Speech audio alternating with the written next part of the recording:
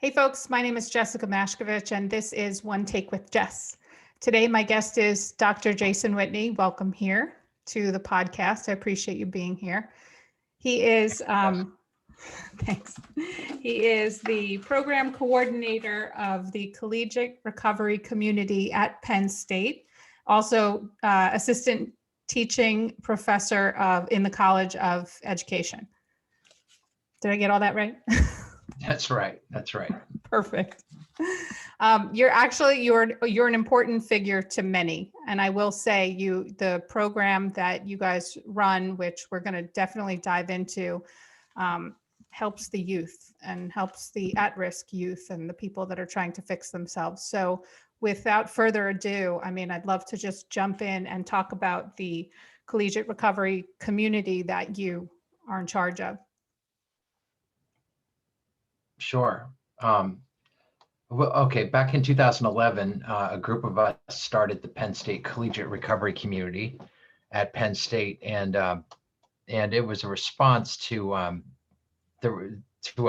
need, and it was actually there were some very fortunate things that happened that allowed us to even learn about collegiate recovery at Penn State. And Bo Cleveland, Dr. Hobart Cleveland at Penn State had been at Texas Tech University, and through him we learned that some of these universities had these really large programs to support students in recovery from addictions. Texas Tech has a $6 million building, sort of employs something like 19 staff. They have 125 students in recovery at Texas Tech, and when we learned, when a group of us learned about collegiate recovery, we actually had some representatives from Texas Tech come out and pitch the idea to Penn State, and they went for it. And we got ourselves established with with a room in Pasquarilla Spiritual Center with an adjoining office, and that's my office now. And we started with a small peer support community of students in recovery. At the time, I think we're 8 the very first year, and we've grown the program to, we've had as many as sort of 29 students in the program over the years, and numbers kind of rise and fall, but we also, yeah. Couple quick questions. When sure. Students come into the university and start applying for college, if they have a drug addiction, if they're addicted to alcohol or marijuana or any of the other drugs, how do they even know that there's a supportive, group that will help them, not cave into the temptations of college life? College life, you think of drugs and alcohol, and they're stepping foot to try and pursue higher education. And how do they even know that you guys exist, number one? And number two, are they willing to even fess up that they have an issue? Because, maybe the college wouldn't look favorably upon that, or any other stigma that's been associated. Well, if they have been in legal trouble, or they've ever been, I think, suspended or expelled from a school, they have to report that on the application, and those get referred to student conduct. And then student conduct typically lets me know about them, and sort of lets them know that there's resources out for them, especially if in the process of explaining some of the circumstances, they explain that they are a person in long-term recovery, then they're referred to me, and I can reach out to them and let them know that and invite them to check us out and meet with me or something like that. So that's kind of one way that somebody who's applying to Penn State might find out about us.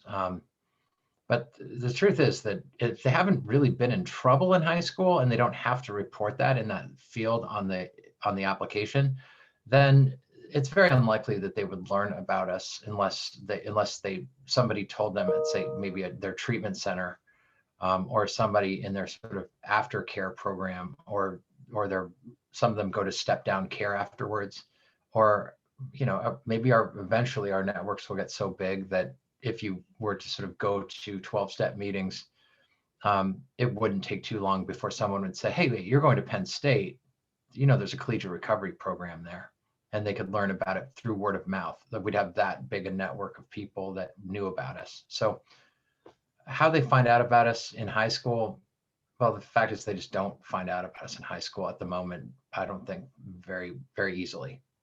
Is that something that you would hope to change? Is that something that you would want to bring to the forefront, maybe of Absolutely. Alcoholics Anonymous meetings, to basically say, if anyone's thinking of a college career, here are the colleges that support your recovery, and Penn State would be one of them, and then the Texas school you mentioned is Oh. another.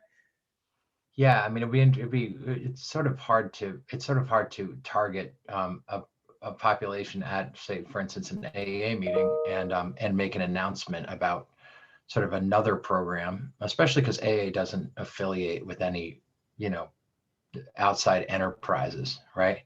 And Penn State, it's a little bit of an outside enterprise. So that's it's a little tricky, right? It would have to be just a word of mouth. It'd have to be someone in AA sort of, just saying, that there's this program, Mhm.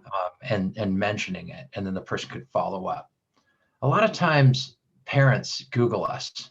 That's probably the main way that they find us, really, is that the parents want to find out if there's some kind of recovery housing. They want to find out what might be there to support their son or daughter. And of course, they're understandably nervous about sending their child to a large university, if they are in recovery, because it is, it's a high risk situation for them to go to college. So a lot of times, The prerequisite, parents that do the research. I'm What's sorry, that? is the prerequisite that the student or potential student needs to be in an accredited or in a recovery program, or can their recovery start, with you guys? They That's have a right. problem. It typically does start with, for a lot of students, it does start with us. Probably, well, easily more than half of our students did their parting at Penn State, and something sort of terrible happened.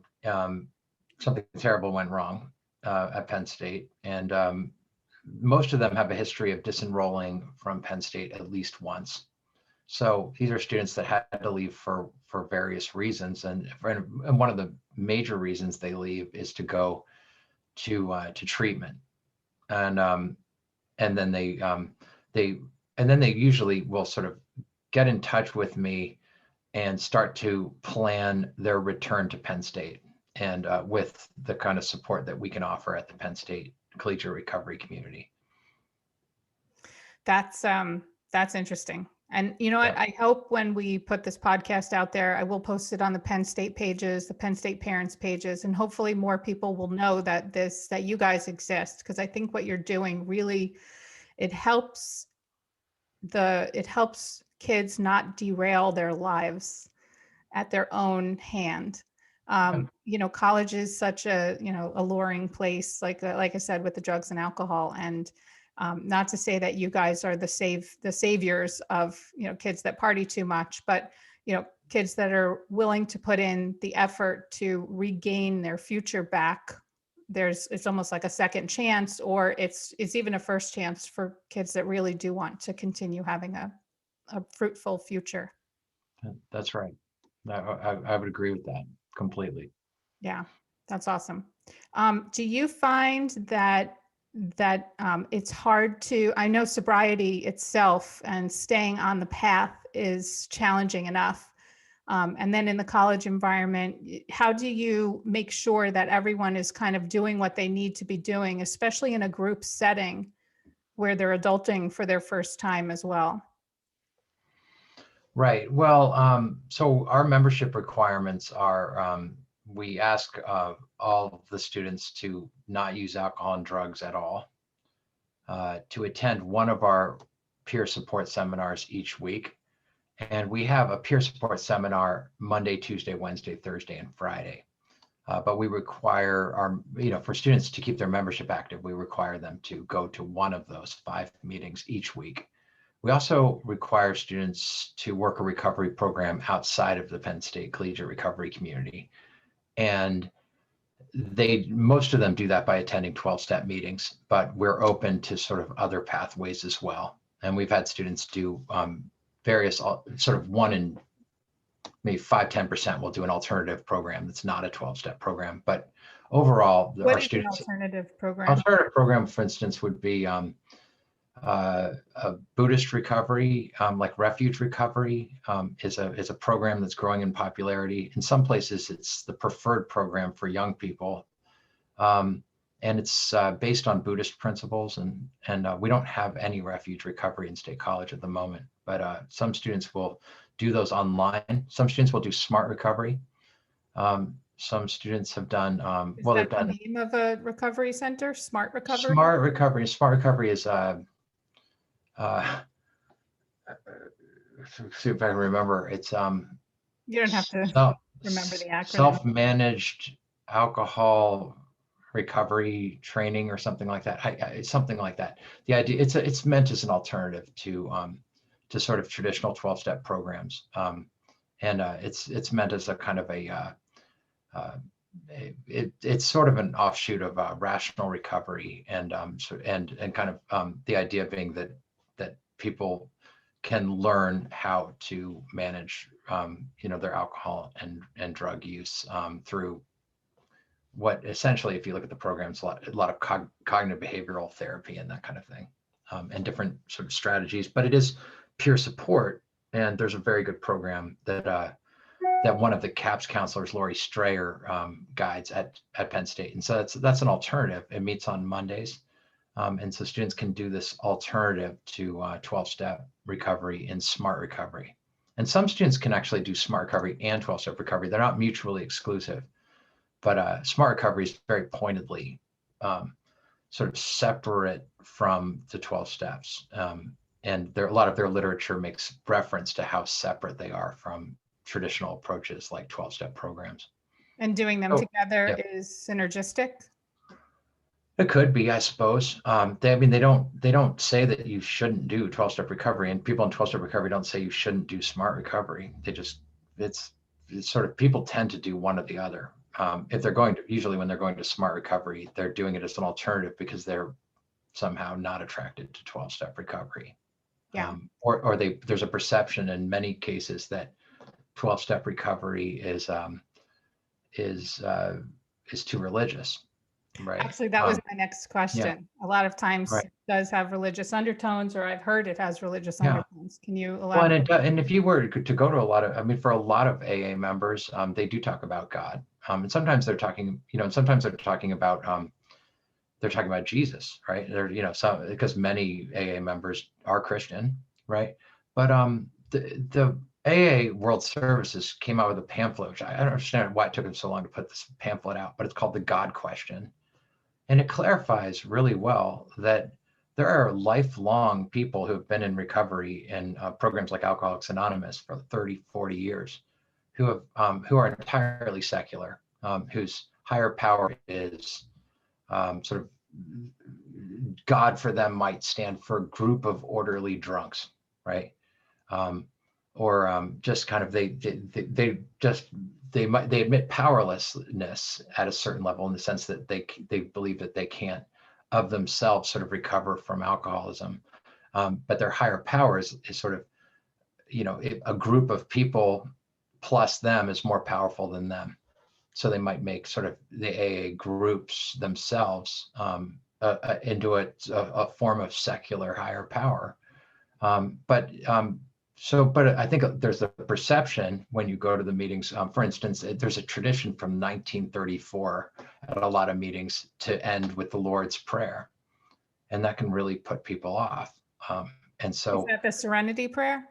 Serenity Prayer is kind of more often. A lot of meetings have substituted the Lord's Prayer with the Serenity Prayer. Okay. Because it's so overtly Christian, and sort of a higher power of your own conception, and yet that's a very Christian prayer. Mm-hmm. So the Serenity Prayer is so much more secular, right? It's actually a good mantra for people, anyone, sure. Even people in business. Like, you have to reset yourself. And do you know the Serenity Prayer offhand? I mean, I can. Yeah, God grant me the serenity to accept the things I cannot change, the courage to change the things I can, and the wisdom to know the difference.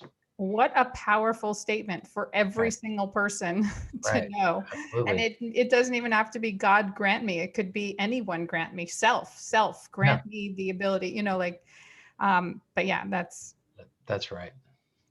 But that's how, so getting back to your question, the students have these sort of requirements for membership, but that's sort of, students don't do recovery because I've told them there are requirements to do recovery.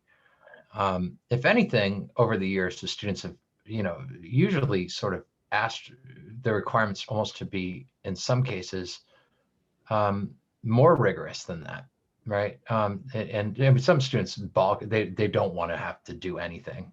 You're right, but other students really would rather see those requirements upped to something like, for instance, working a recovery program outside of the CRC is kind of, you can meet that by meeting with a sponsor and going to one meeting a week.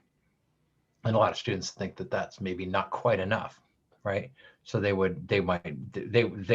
some students have asked over the years for things like the requirements to be up to 3 meetings a week or something like that, right? So, all right, but really, why do students do recovery? They do recovery because the students who have embraced recovery at Penn State are so impressive, and the community is so sort of tight knit, and that it's attractive, for a lot of reasons. They're attractive because one of the first things young people, I think, sort of have to contend with when they first get to recovery is, are there going to be anybody in these meetings that are like me? And by like me, they mean young, right? And they also sort of mean, if they're college kids, are they going to be like kind of college kid young people, right? So the whole idea that there's college kids in recovery is very reassuring to students when they're getting into this whole, they're considering this as a pathway. And it's very much a situation where just because people need recovery doesn't mean that they buy into it, right? So, but a certain student does buy into it, and they buy into it because it's attractive, right? Ultimately, they want this life.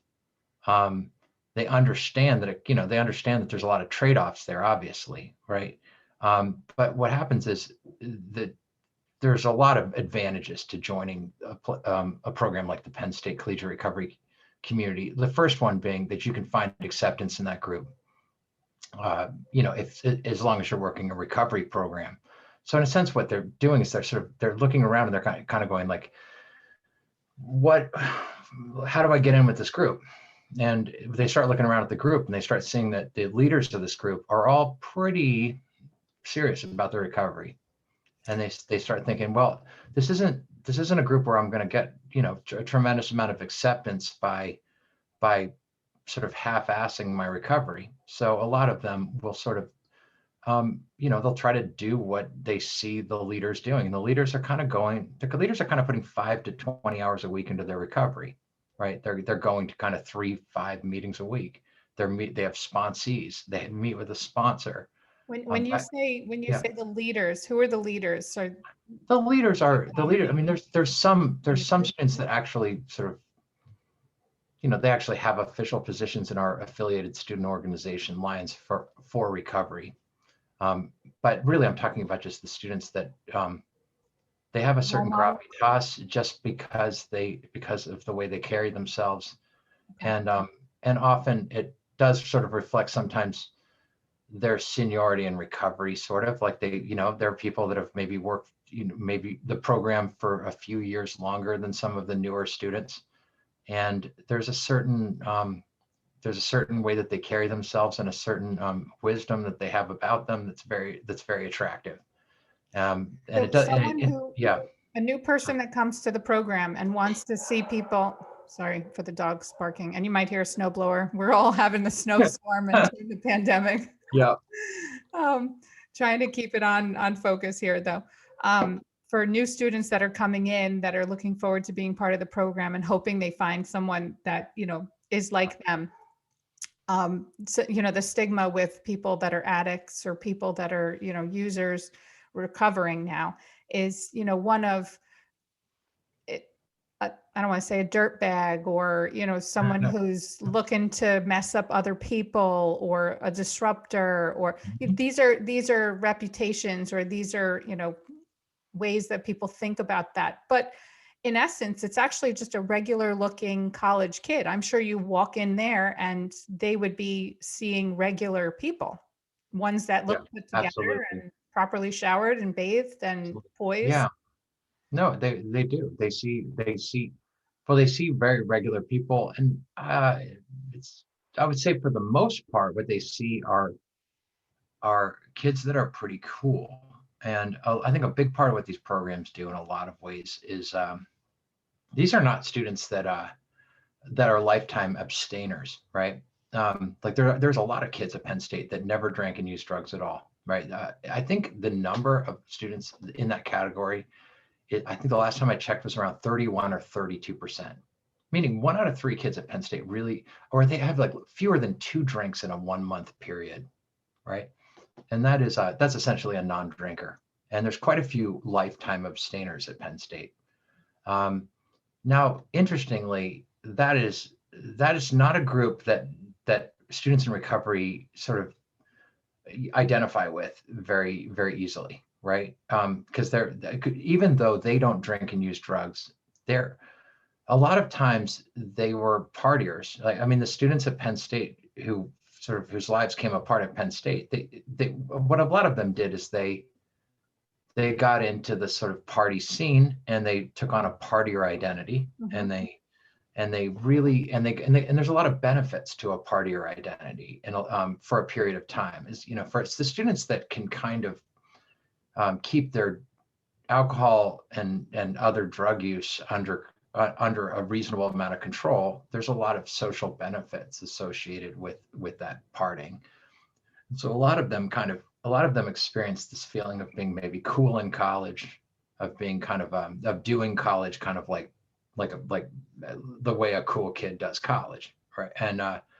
And then there's this issue of once they start not drinking and doing drugs, they're not doing college the way that people, I don't know, might have, kind of that there's some cultural scripts about ways to do college, and nobody really knows what to make of somebody who's doing college as a person in long-term recovery, Mhm. right? As a person who's acknowledged that they have a serious substance use disorder. Right. And I really should mention here that we're not talking about like a mild substance use disorder, right? We're talking about moderate and severe substance use disorder. Students that meet many of the, sort of according to the DSM-5 or whatever, that would meet nearly, in some cases, nearly all of the 11 criteria and so they have a serious substance use disorder. Many of the students have been to treatment. Quite a few of them have been more than once. Um, and so these are students that, that very often they have a they like sort of the proper terminology to describe them would be they have early onset severe substance use disorders with an especially chronic and persistent course, particularly for their age group, right? So Right. we're looking at a kind of student that they're not the kind of college drinker that's going to mature out necessarily, right? These are students that I think there's a very compelling case for all of the students in our program for needing recovery.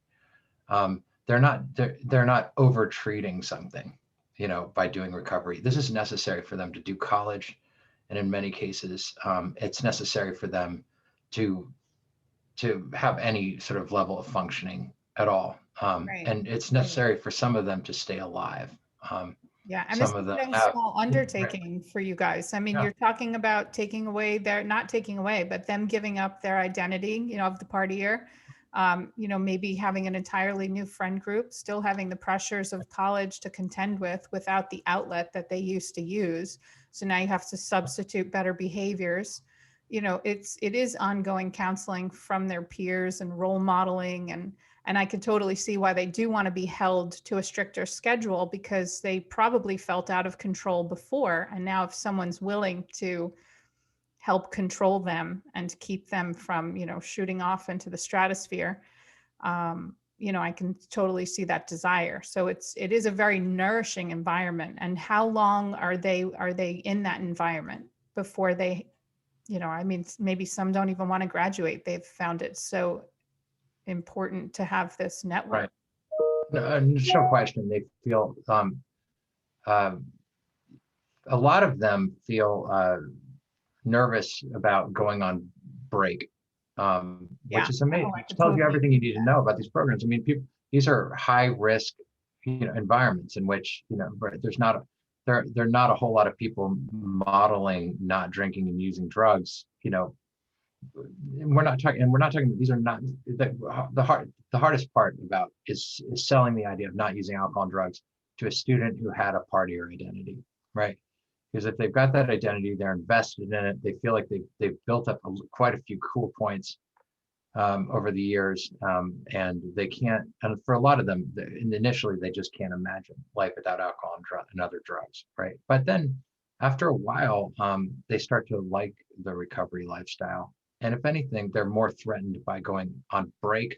Some of them are threatened, particularly on summer break when our activities kind of wind down a lot. And so that tells you that they feel so well supported while they're at Penn State that they're actually nervous to leave the protection of the collegiate recovery community. Yeah, I could totally see that. Yeah. And is there anything in place like a post program or a Well, holiday, summer we have holiday an program? affiliated alumni group called Lions in Recovery. And we're always looking for members of Lions in Recovery. There are now quite a few students since 2011 that have actually graduated from the Penn State CRC.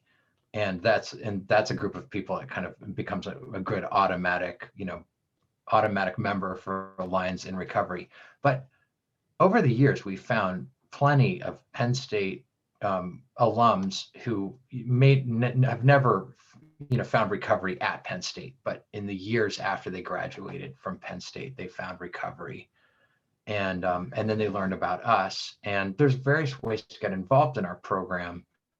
For instance, we have a celebration of recovery meeting. It's a chip meeting, and it's on the Saturday night of the homecoming football game and the Saturday night of the blue and white scrimmage in the spring. And we've put them there on purpose because alums actually come back to campus for those events.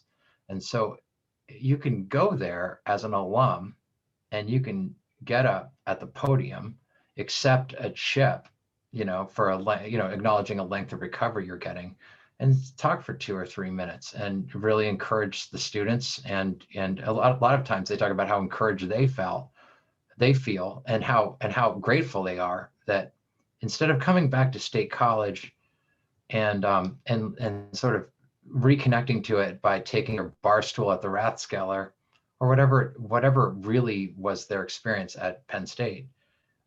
Now they've got a place to come back to that reflects kind of the person they are today, which is a person in long-term recovery. So they'll come back and they'll make sort of being involved in our community a part of their homecoming weekend or a part of their blue-white weekend. And that kind of thing. That's fantastic. And that's great for people to be seeing that, that could be their future as well. Is this program a requirement for the university to have brought the student back in on the contingency that they stay in the program this time and not throw away their education? Can someone up and leave the program at any time? Yeah, they're free to come and go. We don't have a ton of they're not sentenced to us or contracted to us. There are certainly sort of requirements that they have to meet. They have to meet the membership agreement in order to remain at Roar House, our dedicated recovery housing. So in White Course Apartments back in 2015, I started Roar House, which is it's an acronym for Residents of Addiction and Recovery, ROAR.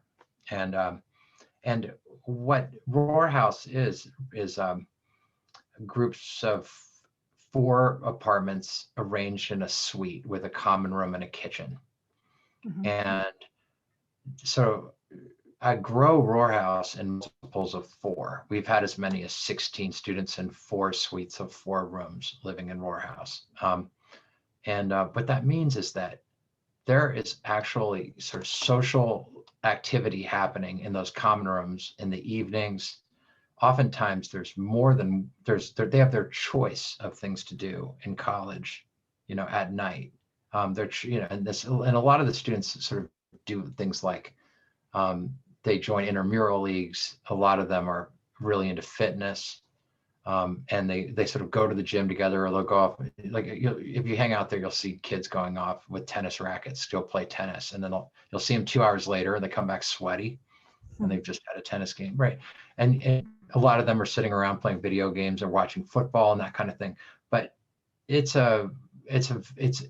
sort of an ideal college life that they're having in Roar House because of that. But we do require them to abide by the membership agreement, and we require them, if they return to use, we have a whole protocol, and it's very, very likely that they'll be reassigned out if they return to use from Roar House, because it's just not safe for the other students when somebody's in sort of active. Right. Is there a domino effect if that happens? Are there maybe a little bit of collateral damage? There really hasn't been. There haven't been students that have really sort of, well, we haven't seen that yet, right? That's great. But yeah, we haven't. The relapse in the Penn State CRC is rare. I mean, fewer than 10% of the students relapse in a given year. That's while they're there under your umbrella, right? Correct. Yes. Right. And so, I mean, and Roar House it's the same thing. I mean, I think it was like I think it was 1 in 9 students who ever lived in Roar House have returned to use. Right? How about after graduation? How about when they go out into the harsh reality of the real world once again, and they're left to their own devices? Are they going to stick out? No, they actually have there's been a lot of durability around that. That's great. Right? It's a little bit hard for me to give you an exact figure on that because we're not in constant contact with our alums. But at one point we looked at it, and there was, I mean, a few students that stayed sober at Penn State did return to alcohol and other drugs, in the years following, after graduating from Penn State. But that's actually that is also relatively rare. And so they have a lot of resilience. And they're not hothoused, right? They mix with other students at Penn State all the time. A lot of them have had to learn how to, be in social situations in which there's alcohol and other drugs present. Many of them have done sort of internships in which, all of the interns are drinking, and they've successfully completed those internships, and a lot of them have the skills necessary to succeed in their first jobs, even if those jobs have really pervasive drinking cultures. Overall, I feel really comfortable sort of sending them out into the world, and especially if they move to sort of Philadelphia, Harrisburg, New York City, DC, San Francisco, a few cities where we actually have quite a few alums now living in recovery. If you move to New York right now, you could, like, I could set you up with 5, if you're a Penn State student, you're graduating in recovery and you're graduating, I could set you up with 5 amazing alums from Penn State, right?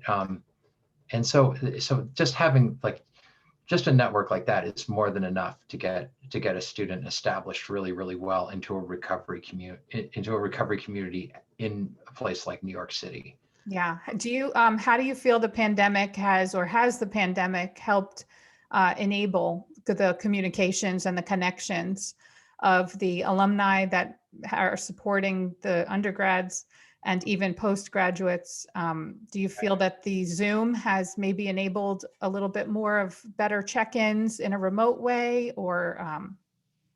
Good question. I mean, it's given us some things that it's had some advantages. particularly in connecting the Commonwealth campuses. We didn't have a whole lot of ability to help the scattered students in recovery at all the different Commonwealth campuses. And we're wanting to be in touch with all the students in recovery at the Commonwealth campuses. I meet students every once in a while, and they'll say, like, I'm the only student in recovery at Penn State Berks. I'm the only Penn student or there's two of us at Penn State Allegheny or something, or Du Bois or something, right? And I want to know about those students because they can attend our peer support seminars as long as they're on Zoom. And I don't see us actually sort of stopping that as a practice. I mean, even when we go back to in person, I want to have some sort of hybrid ability to be able to involve the Commonwealth campuses. Absolutely. So getting the Commonwealth campuses involved is a big thing. And we are in talks with Penn State Harrisburg right now in sort of trying to get something going there. And over the years, there's been some efforts at some of the other campuses, particularly Penn State Du Bois had something up and going, and places like that. So that's one thing that Zoom has done. Our celebration of recovery last spring was enormous, and it was because a lot of alums that couldn't travel back to Penn State were able to sign on to the Zoom, and so we got people coming, signing in from Houston and San Francisco and places like that would, it wasn't really feasible for them to come back for the blue-white scrimmage that year and spend a weekend at Penn State, but it was a huge meeting. Well, I think what's happened a little bit with all of this is that Zoom fatigue has set in a little bit, and students I think they actually did really, really well for the first 4 or 5 months on Zoom. And some students were sort of saying, I feel better. I'm actually enjoying kind of this social distancing period. Like, there's a lot of ways in which it had advantages. But then I think what happened was that when students had to do all of their classes on Zoom, and then they had to go to all of their meetings on Zoom and meet with their sponsor on Zoom and meet with their sponsees on Zoom, a lot of them are a little bit numb to it all at this point. All right. And so there's definitely a way in which I'm ready for the social distancing thing to end, because it's worn them out a little bit. Yeah, and I think I think they probably feel a little bit less looked in on, even though it's easier to do that. Like, if you are drinking and you're around one of your peers, they could tell by your eyes, they could tell by your breath. If you smoked something, they could tell. There's less accountability, I believe, when you're doing all of this remotely, and more risk of falling out of the program, falling out because you're not responsible and accountable to anyone at that moment. Yeah, but they wouldn't show up if they were using drugs, though, right? They don't. I mean, maybe they would, but the reality is that they would just vanish. Right.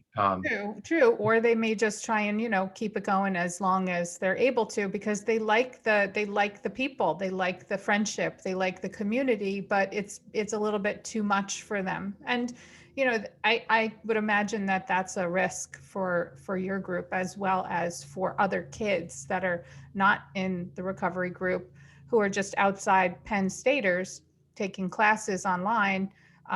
Same thing. You can't show up to a class drunk. Your professor will know it. You'll be rowdy. Sure. You won't Right. realize it. I get what you're saying. But now online, nobody's really caring. Nobody's seeing. Not nobody, but Right. So it's a lot of kids are actually falling into that are not part of your program, but just in the university population. Right. And I think I touched base with you because I was wondering, from a podcast and educational perspective, what resources are out there for kids that aren't in the program, but kids that may need a little bit more of discipline in this remote learning world on how to control their own behavior, and not to start drinking at 11 a.m. because they're sitting in their apartment and they don't have to sign on to class until 1. Right. It's become very loosey-goosey now. Yeah, well, I mean, there's no question that the demand for mental health services is as higher than ever. That a lot of students are not well. for various reasons. Or not structured. They're not Yeah. structured. They're used to being accountable to, Right. To a parent or an authority. And when you're not accountable to that, you just lose the. Right. Well, and they're losing a lot of the social dimensions of their life, and and a lot of what recharges a person is a human connection. I think the extroverts are suffering tremendously. Right, usually extroverts thrive, Yeah. The right? introverts are like, this is the way I Yeah, wanted it the whole time. right.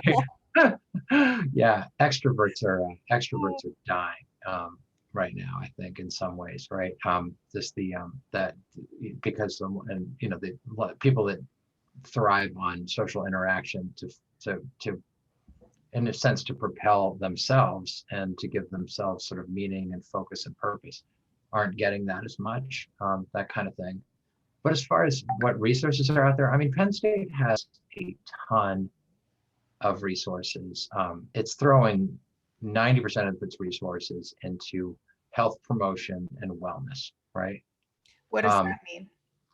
it means that there's like an actual sort of there's a large staff of people um, in basics. There are health educators. There are people that are presenting towards students. There's programs like Basics where if you were to, for instance, get an underage or a citation, then you would enter the Basics program, and they would use evidence-based practices such as social norming and other kind of and maybe a session with a counselor with some motivational interviewing to see if they could get somebody to maybe resolve some ambivalence around their drinking, or maybe to see that maybe their drinking isn't as much sort of in line with with social norms as they thought, that kind of thing. And it's been shown to change um, students' behavior, and it's apparently extremely highly regarded and prestigious. I mean, Penn State is a known expert in a provider of sort of health promotion and wellness services. Um, And and how would people yeah, find this again? I just want to provide it as a well, with basics, they are uh, it's part of a sanctioned package, and they have to pay. it's part of a what? A It's sanction? part of sanctions that they get for drinking violations and that sort of thing. Oh, so But you there have is to a be in trouble right, first before you're able to reach out okay, for help. well, that's how most people do. There is a voluntary kind of side of basics. Like I think you can do it for, then they bill you for it as well. It's a some students see it sort of as a bit of as a fine or something, right? Where but I think it's last time I checked, it was $300, but it could be different. Don't hold me to that. But it's $300 to take this basic stands for brief alcohol screening, something something. And It's an acronym, right? And so based on that survey, then they have a staff of people, terrific staff. Some of them were former counselors, and then they get really good people to do that kind of work. But that's really where a lot of the energy at Penn State is in health, wellness, and promotion. There's also, of course, I'm sorry, just before you move yeah, on from sure. that, do the professors know that a student has reached out for those types of services? Probably not. Like Yeah, how no, private yeah. is it? Is it under Oh, the HIPAA, it's like private. healthcare? It's private. Um, a lot of the people that sort of, like sort of students kind of find recovery through a lot of doors. I mean, sometimes they're academic advisors. Some students are very close to their academic advisors. Some students never will know their academic advisor in the entire time they're at Penn State, really. I mean, except through maybe an email or two, right? But some academic advisors provide guidance and emotional support and all kinds of things, right? Some students will find recovery through a faculty member, right? Other students will have no meaningful connection with faculty outside of their coursework at all, right? So it just kind of depends upon the program and the student and that sort of thing, and whether or not they're lucky enough that their academic advisor knows about collegiate recovery, or their basics representative uh, or their health wellness educator knows about collegiate recovery. I mean, they all do. And then of course there's counseling and psychological services, and there's been such a demand for counseling and psychological services. They've increased their staff tremendously, and it didn't make a dent in how overloaded they are as far as. So I think one of the benefits in some cases of that stigma for getting help, it's faded somewhat.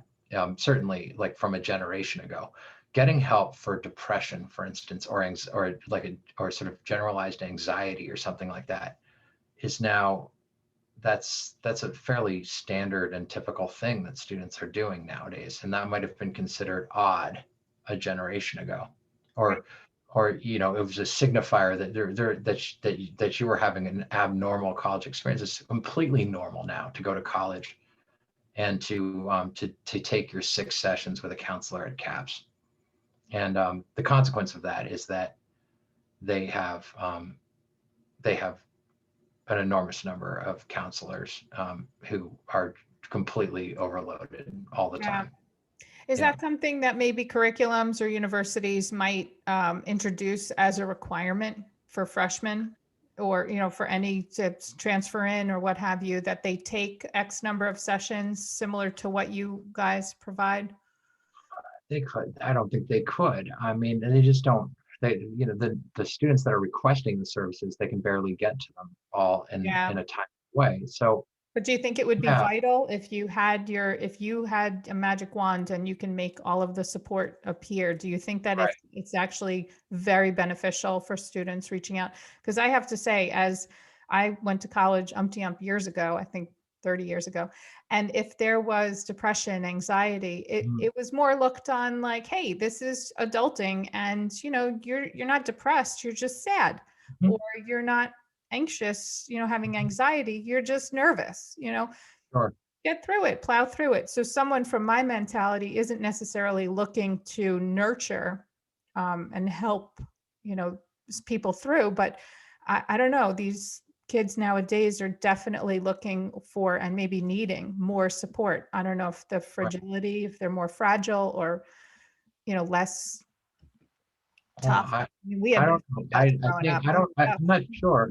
I think that they have really good reason to be anxious in a number of respects, right? I think that I think they rightfully sort of read the world and realized that there aren't as many spots in the world for a college graduate as there were a generation ago. True. And they're worried, I think probably rightly, that only sort of the more competitive college students are going to find a place in this sort of professional world, and a lot of them are going to struggle, and a lot of the opportunities they're being offered are sort of unpaid internships and these sorts of things. I think a lot of their struggle is real, and to graduate. I mean, it'd be one thing to take an unpaid internship, if you didn't have a ton of student debt, but a lot of students are graduating with a ton of student debt. So they're looking at things like their student debt. They're looking at things like their reduced prospects of, they're looking at how much more school they've got to go to after Penn State. I mean, most of these professional careers, in order for people to be competitive, they need to be master's level or greater. Right? Sometimes they're graduating with a ton of debt, and they're looking at maybe another 2 to 5 years of school. Can I ask you how you feel about student debt? Do you think that is, I don't know, how do you feel about student debt? How do I feel about it? I mean, I'll leave it a very open question, so you can maybe yeah, answer from whichever perspective you want. I don't know.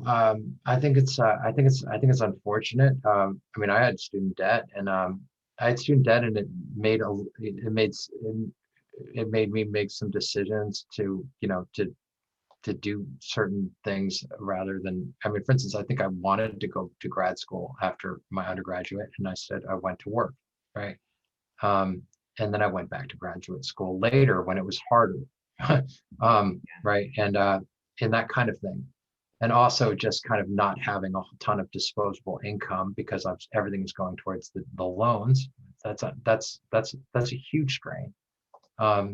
Yeah, I mean, So some people say yeah, that there's a threshold which allows the student to have some skin in the game and responsibility for their sure. education. But then beyond that threshold, is where it becomes Right, debilitating, right, even for the daily right, functions of a college student. Like they're just not going to be able to get it right. paid off if ever. I mean, that's Sure. horrible to have I that mean, hanging over your yeah, head. I mean, I talked to a student he had $150,000 in credit card debt, and he couldn't find a job for his whole first year out of Penn State.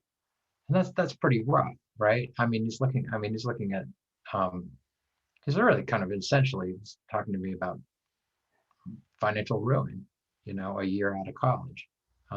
It was so that's the level of anxiety that I think it's a function a little bit about um, the reduced prospects. What would you advise like an 11th grader or 12th grader heading into the college sphere, or their parents who may say, well, we'll just take out debt. They really want to go to Penn Yeah. State or to University of Well, Texas. I would say fine, sure, go ahead and take out the debt. But I mean, one of the things that this really relates to collegiate recovery in a lot of ways, because, okay, remember I told you that most of the students experience academic disruption. They go away from Penn State for some, and so there are a lot of students that are 2 years older than their sort of typical student at Penn State. So you see a lot of 21-year-old sophomores and 23-year-old seniors at the Penn State CRC. And that's because a lot of them have spent a year in treatment and maybe a halfway house or something like that. What's funny is that what a lot of them will say is, I'm 2 years older than the students in my classes, but I feel like I'm 50 years older than the students in my classes, right? I feel like I'm the only one who really understands what my major is. I'm the only one who's even thought about what job is at the end of this class. I'm the only one who understands what my professor has to offer. That person who's just not sitting around bitching about my professor all day, right? Like I'm actually sort of really I really feel like this professor's doing us a huge service by like sort of sharing their expertise with me and that kind of thing. So there's this incredibly The maturity, that's yeah, amazing. this mature, you're right. It's that sort of maturity, and but it's almost more maturity than just one gets from being alive 2 years longer than another student. It's the maturity that comes from having to sort of accept one's limitations, the maturity that comes from having sort of the level of self-analysis that so many students practice in the course of recovery. And so what you often see as a student who's getting the maximum amount out of their college education, right? They understand why they're in college. A lot of them are in a big hurry to make up for lost time and sometimes a low GPA that they're trying to reverse. And they're trying, they're trying, and they've sort of become aware in some cases that that that they understand all too well why people want professional careers in the first place, right? For instance, a student a few years ago was talking about how she had been to treatment multiple times and she had worked at Denny's every time, Mm-hmm. and she was talking about how after a while she started to think, well, this is just what it is now. Like I'm not probably gonna be able to finish college. I'll just work at Denny's. And there's zero shame to working at Denny's for the Mm-hmm. rest of your life, right? None at all. But of course, when she told her parents that, right, her parents said, no, this nonsense. Like this is not what you're going to be doing for the rest of your life. And sort of looking at we're talking about families in many cases where they're not first-time college students. I mean, college is expected. It's for 5 generations in a row gone to college, right? That kind of thing. and this idea that this expectation that one would go to college and things like that. And so you're looking at somebody who was facing the prospect of being the first person in 5 generations to not go to college. Right, who's sort of the first person to be downwardly mobile since the very first person in their family who did go to college. In many cases, the person's first college was Penn State, right? Like the history of the state is that a lot of people joined the middle class by going to Penn State, right? And they went from sort of agriculture to some kind of industry with the help of a Penn State degree, right? I mean, this is like if you ask Penn State students, how many of you have a mother, father, grandfather, or grandmother who went to Penn State, hands will go up all over the room, right? So but similar things operating within recovery. And a lot of these students have done things like deliver pizzas for a year, and have gotten a sense that, like, if I finish that degree, right, like, if I finish my degree in IST, I could get a job in cybersecurity that starts at $125,000 a year, right? Like if I delivered pizzas, if I took all the shifts there are, I could make 31,000 delivering pizzas, right? Yeah. Even if you increase minimum. Yeah. So they come to college in a lot of cases having learned, very, very, having learned some life lessons around that stuff. And having, in some cases, for a period of their life, having almost resigned themselves that they wouldn't be able to finish college at all. And in some cases, it's because people were telling them, don't go back to college. If you go back to college, you're going to use drugs again. If you use drugs again, you're going to overdose and die, right?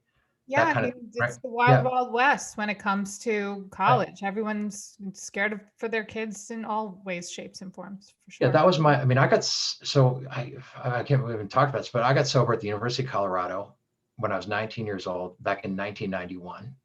I was lucky that had happened in Boulder that there were quite a few young people in recovery in Boulder and at University of Colorado. It made a huge difference in my life, right? But hopefully in November 1st we'll be celebrating 30 years, right?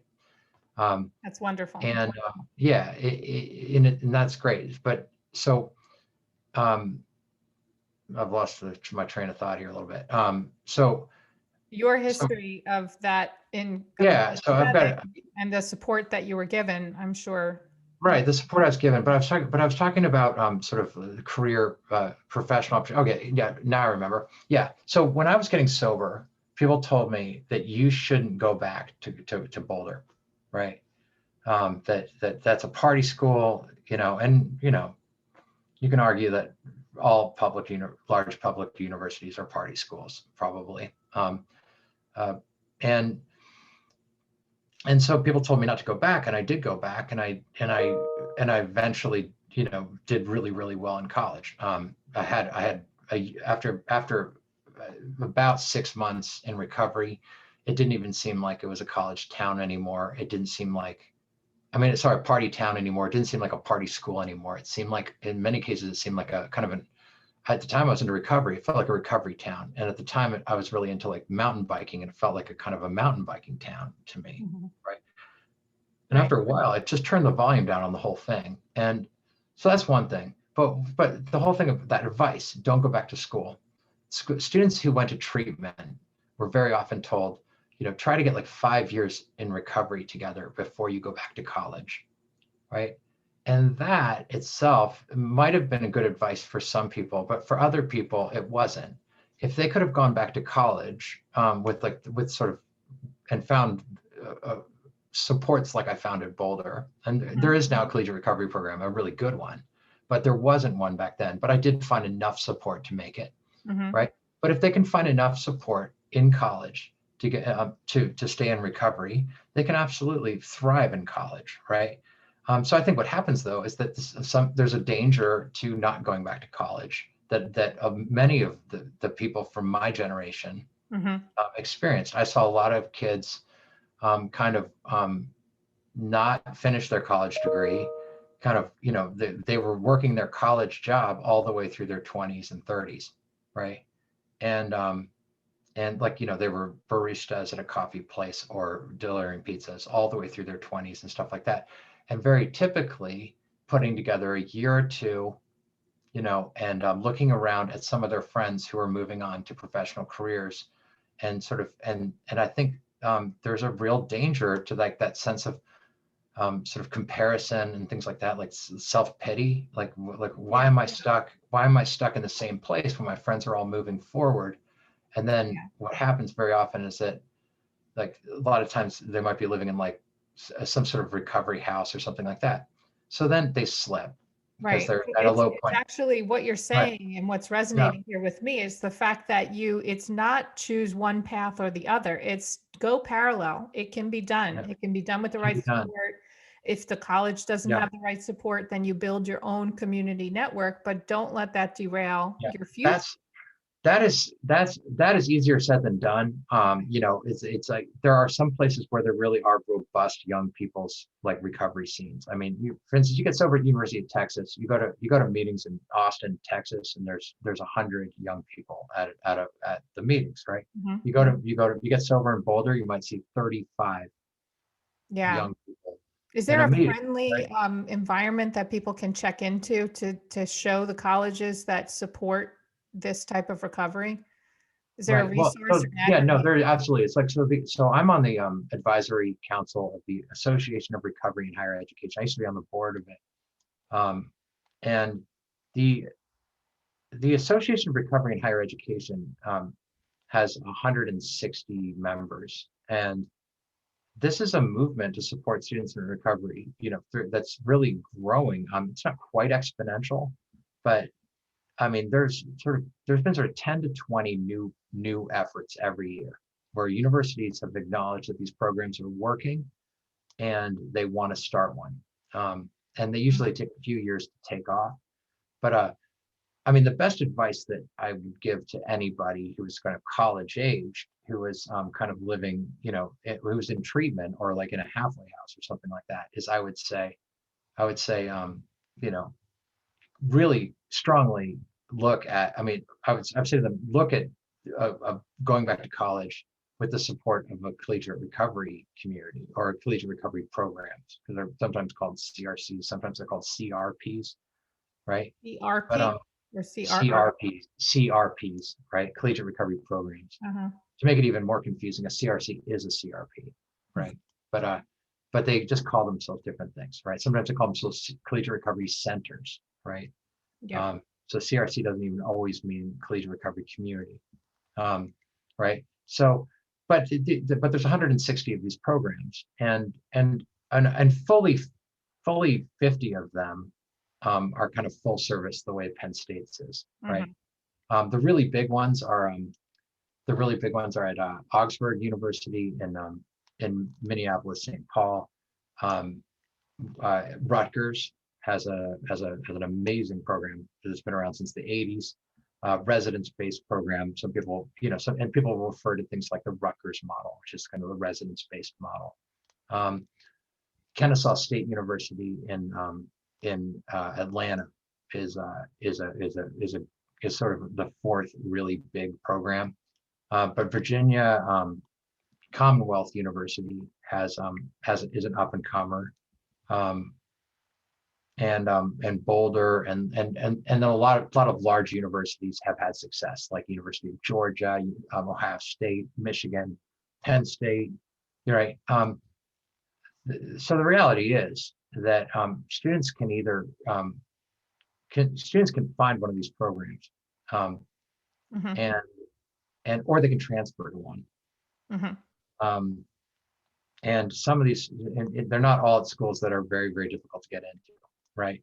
One of the hardest parts about recruiting for Penn State is actually that I can't take as many transfers as I would like because they can't get into Penn State, right? But there are schools where it'd be a lot easier to transfer, even if you had a terrible transfer GPA or something, right? Which is expected in some cases for some students.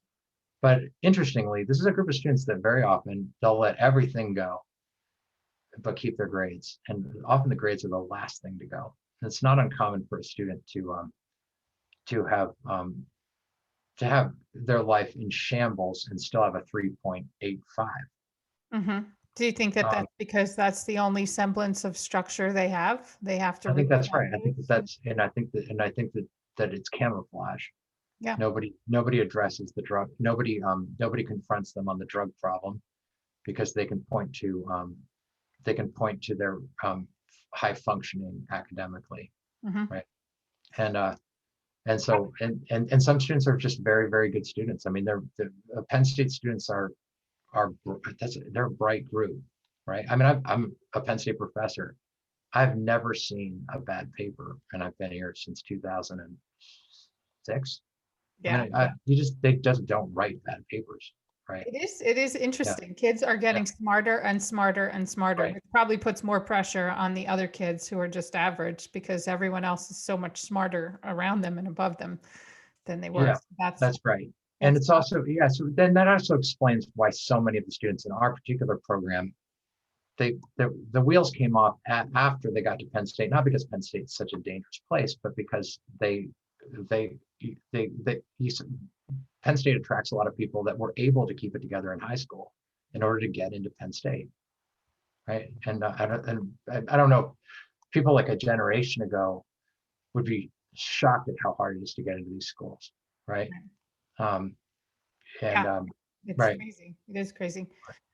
Um, Question for you about the legalization of marijuana. I know you said you came from, Colorado, and Colorado's had it legalized for 6 years. I don't know if you've checked in on the climate of addictions, as it relates to marijuana or the legalization thereof, or if it's no longer taboo, so people aren't as likely to, succumb to addiction because now it's just part of everyday life. Um, is there right. anything that, that society as a whole should be cautious of when it comes to the legalization of certain substances and, how to handle that? Yeah, I mean, it's such a tricky one, right? Oh, and I'm sorry, by the way, to add more onto Yeah, that, Hollywood and actors and celebrities and right, influencers have romanticized the whole marijuana and edibles, and they do it sure. every day, and CBD, Right, right. Well, DMT. right, right. Well, right. Um, How are we handling so that? interestingly, I mean, sort of, I'm one thing that sort of surprised me is I did a study at the University of Colorado, University of Michigan, and Penn State, right? And I remember thinking when I talked to these kids at University of Colorado, 2017, right after recreational marijuana was legalized in Boulder.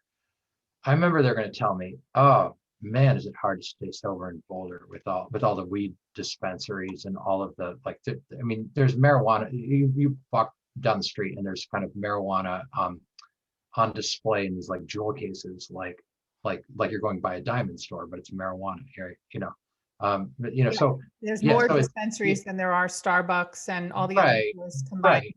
The And green line. some of them have a great sort of vibe to them, but there's always been something similar going on with alcohol as well, right? I mean, some of those sort of backlit mirrored cabinets with booze, um, they twinkle and shine, to somebody who's to somebody who's sort of got a substance use disorder, or somebody who's got an alcohol use disorder, right? They're going to go by a bar and they're going to see those twinkly bars, through the glass the same way. Very similar things happening. The Boulder kids reported not a single bit more sort of temptation to party than like any Penn State kids or Michigan kids, right? That's Yeah, fantastic. I mean, yeah. So yeah, it's because really the same thing that the students do, like the same accomplishment of like reinterpreting their surroundings. Um, because really it's not about avoiding alcohol and drugs. It's about this internal change that makes it so that you just no longer think of yourself as a person who does that anymore. mhm. Um, and if you start to just have like, and really that cracks the code for a lot of students. They'll describe sort of this feeling of like walking down Main Street, College USA, with all the bars, and getting a sense that just none of that's for them, and it just has no more effect upon them than walking down any street in that town. It's just the irresistible pull, the sort of in the beginning, this certainly is not true. You talk to students in the first 2 weeks in a recovery program, and a walk downtown is an existential crisis. All right, it's unbelievably confusing for them, right? Yeah. But after a while, I'm saying, because of the way that students sort of reconceptualize themselves, and because of some of the commitments they make to recovery and to one another, they just aren't looking for that anymore at college. And so that's one thing I'll just say, is that recreational marijuana does not make it harder to be sober did not make it harder for the students that I talked to just to be sober, right? And that to me, that kind of makes sense, and it did surprise me, right? One thing I will say is that marijuana, it's the safest drug in many cases as far as just like overdose risk and things like that, but it's got some of the worst consequences of any drugs in the lived experience of a lot of people I know, right? I mean, Please if you look elaborate. at what do you mean what I by mean by that? all right, so you might not die on overdosing on marijuana. You might not, right? You might not, I don't know, being sent to prison for marijuana, possibly, right? That kind of thing. But very oftentimes people will look at the opportunity costs, and they'll say, like, my favorite thing in the world was to play football, but football interfered with smoking pot in the afternoons. And so my senior year, I quit football, right? Or they'll say, the one thing I always wanted to do was be like a freestyle skier, but they made me, they made us like agree to not smoke pot. So that was it for me in the freestyle skiing team, right? And those stories of choosing your dreams and your ambitions, or between your dreams and ambitions and marijuana, I've seen so many different people punt on all of that. And the number one thing I see from students, kind of who've been smoking pot 8, 9 times a day all the way through their teenage years, is this sense of grief of just like, God, everything that I actually care about, I kind of traded for smoking pot 8 or 9 times a day. So is pot causal? Is marijuana, does that diminish your, motivation?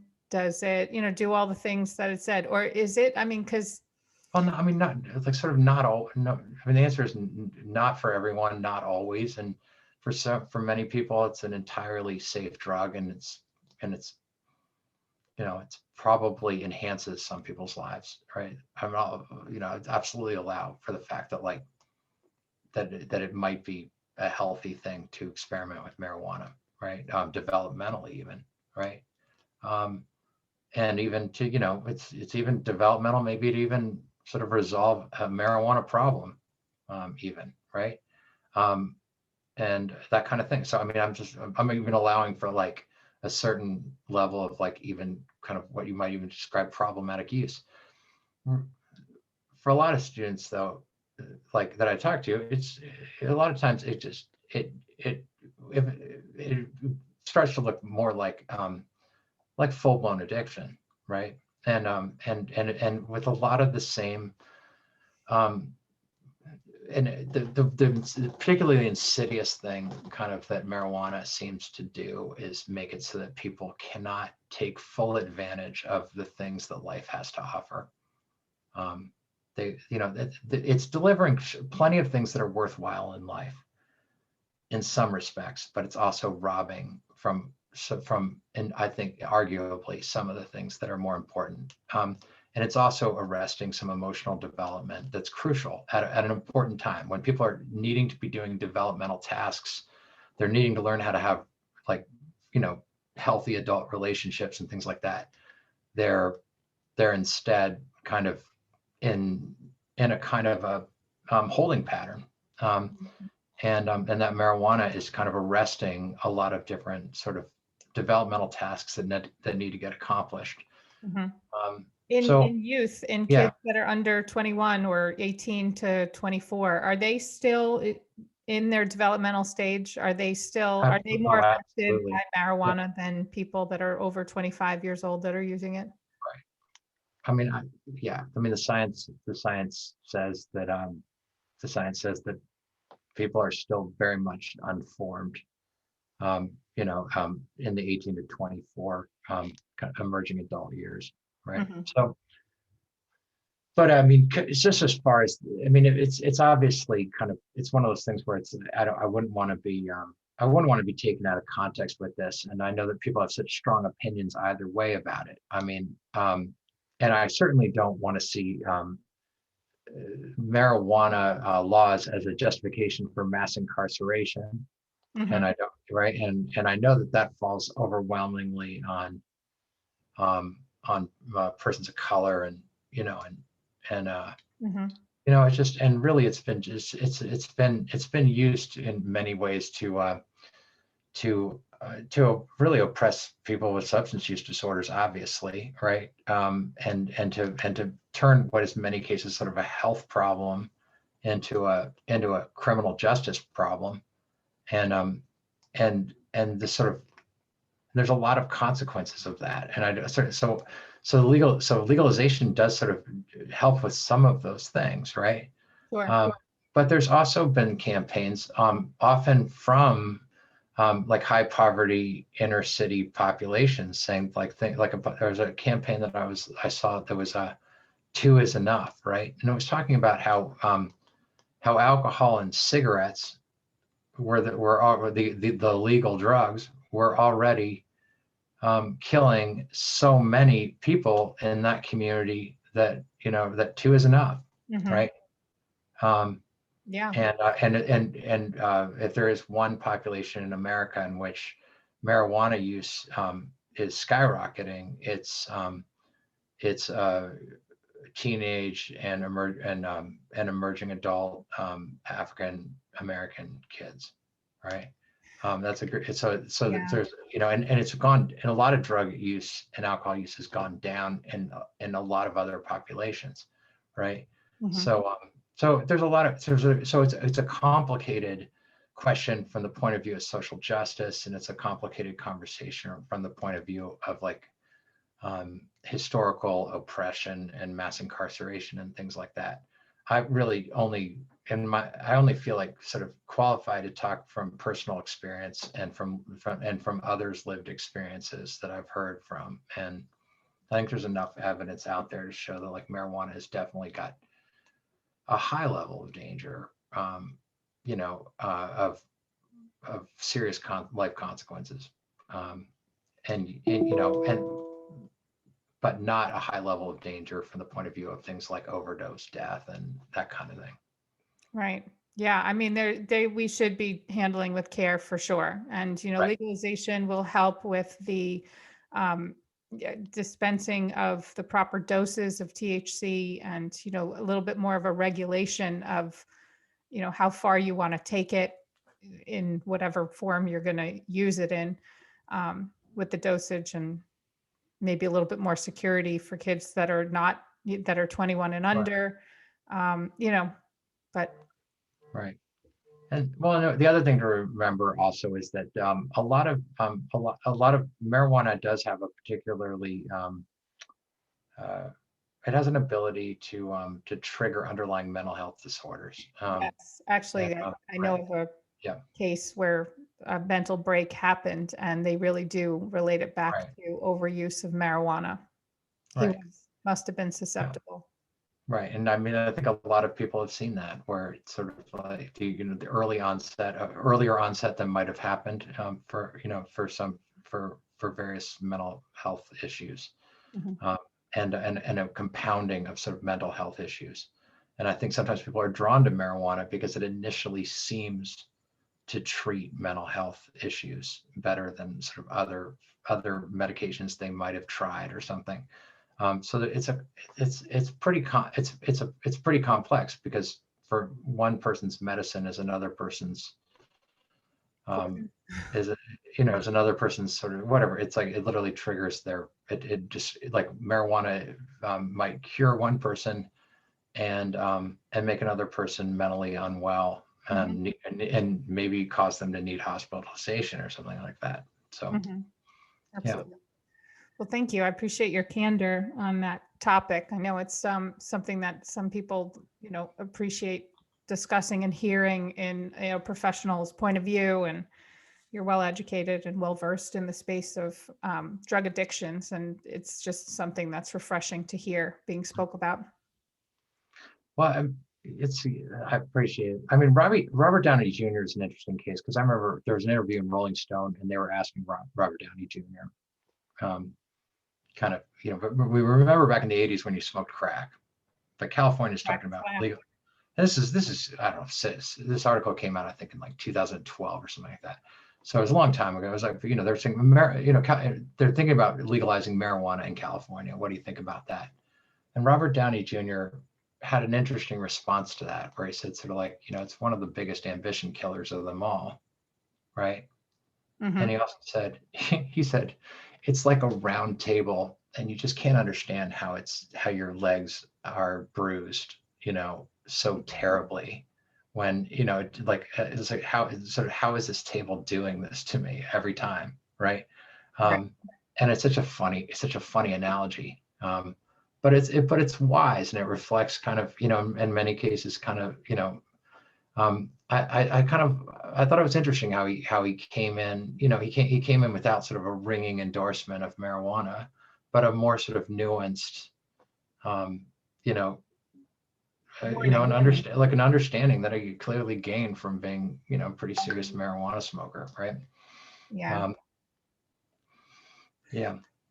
Well, you know what, we as parents, we're usually involved in the decision of our kids, and we're trying to watch over for their best interest. And I hope that your words, your organization, the resources that we just talked about, the other colleges that are doing this, kids aren't just, they don't pack their bags and drive off to college and then think that they're going to be on their own to sink or swim. There's resources, and I'm sure parents can help, pull that together if they see that their kid is going under. Sometimes it takes a parent to be a parent. And I've noticed in society today as well, parents are very laissez-faire. They want their kid to learn by themselves, or they're too busy working 2 jobs, or, both parents are working. So parents need to be mindful and be aware and vigilant about their kid and look in on them and make sure that they're not suffering. And if they are, help out, figure out how. Yep. Because you guys are doing a great job of supporting the students. And, I hope parents are doing as best of job as they can in supporting them while they're at home. Yeah. Well, I appreciate it. I mean, I appreciate your asking me to be on this. And yeah, I mean, the message I would love people to come away with is just that the students in our program are really happy in recovery in college, and they do really well, and they don't return to use very often, and they usually achieve GPAs that are higher than the mean GPA at Penn State, and that there are programs like this all around the country. And one of the biggest problems we face is just getting the word out that we exist and that this thing is there and that it's effective. And so I'm always I'm eager to talk to anybody and spread the word any way I can in order to get the word out about collegiate recovery, and for anybody in the Penn State world to get them. I'm always want to know about any students in recovery. I want to know about any alums in recovery. I want to know about any high school kids who are interested in Penn State. Yeah. I want to know about anybody who wants to transfer. What if this all works? What if we do such a great job together, you and I, of getting the word out? Who do people call? I mean, I don't want your voicemail to get flooded, or you guys not. Oh, no, that's fine with me. They can call me all they want. I mean, my office phone's 814-863-0140. My email address is jxw411@psu.edu. That's my email address. And we have, there's Facebook pages they can like if they want. We have the Penn State CRC, the Lions for Recovery, the Lions in Recovery Facebook pages. There's a Penn State CRC and Lions for Recovery Instagram. I mean, there's there's ways to connect through social media as well. We also have our website, it's, if you go to Student Affairs Penn State and put in CRC, we have, we have stuff up there as well. And then of course the Association of Recovery in Higher Education, if they're looking for the national network of these That's the Association of Recovery in Higher Education, ARHE. Yes. Okay, that's great. I hope these resources are helpful to people. Yep. Thank you for what you're doing every day. I appreciate it. Thank you. I enjoyed it. Yeah, let me know if there's anything else I can do for you. Okay, will do. Thank you. Have a great day. You too. Enjoy the snowstorm. Thank you. You too. Thank you.